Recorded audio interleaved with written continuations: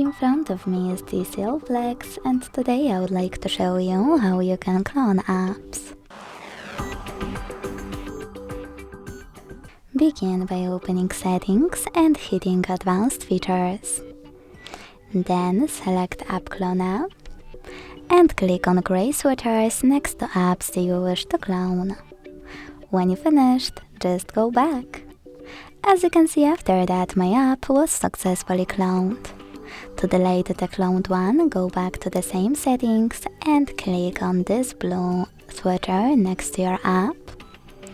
Confirm your choice in the pop-up and wait.